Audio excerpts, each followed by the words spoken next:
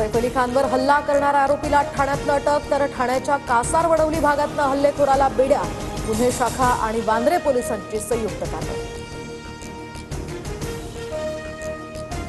ठाण्यातील लेबर कॅम्पमधील कारवाईचा व्हिडिओ TV9च्या हाती. मध्यरात्री लेबर कॅम्पमध्ये पोलिसांकडून चौकशी.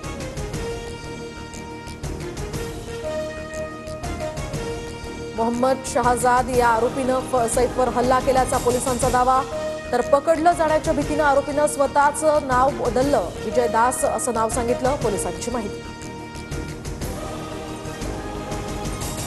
200 पोलिसांच्या पथकानं सापळा रचत सैफच्या हल्लेखोराला अटक केली. अंगावर झाडाची पानं आणि गवत पांघरून आरोपी लपला होता. लेबर कॅम्पच्या मागे असणाऱ्या जंगलात आरोपी लपून बसला होता. चेंबूरमध्ये आरोपी मोहम्मद शहजादची पोलिसांकडून चौकशी. तर चेंबूरमधील चौकशीनंतर आरोपीला खार पोलीस ठाण्यात आणलं.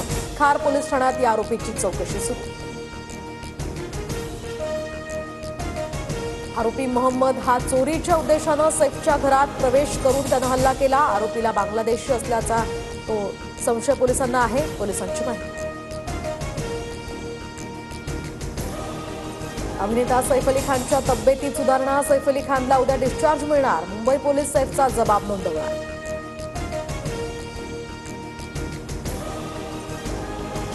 संतोष देशमुख हत्या आणि खंडणी प्रकरण धनंजय मुंडेंना भोवलं. पालकमंत्र्यांच्या यादीतनं धनंजय मुंडेंचा पत्ता कट. पुण्यासह बीडची जबाबदारी आता अजितदादांकडे.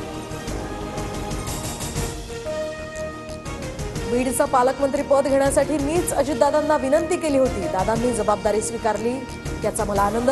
धनंजय मुंडेंकडून ट्विट करत अजितदादांचं अभिनंदन. अजित पवारांकडे बीडचं पालकमंत्री पद ही अतिशय आनंदाची बाब. अजित पवार यांना बीडचं राजकारण चांगलं माहिती आहे. दादा कुणावरही अन्याय होऊ देणार नाही. सुरेश धसांचा धनंजय मुंडेंवर निशाणा.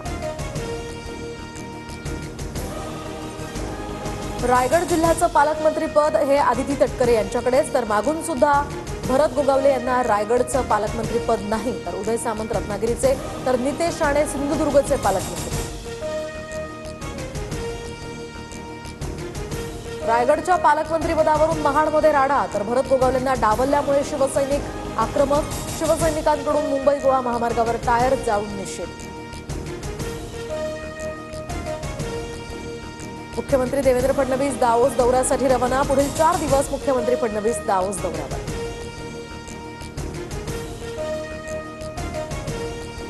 छत्रपती संभाजीनगरमध्ये आज जनाक्रोश मोर्चा. संतोष देशमुखांचे कुटुंबीय या मोर्चात सहभागी होणार. देशमुख कुटुंबीय मसाजोगवरून आता छत्रपती संभाजीनगरकडे रवाना.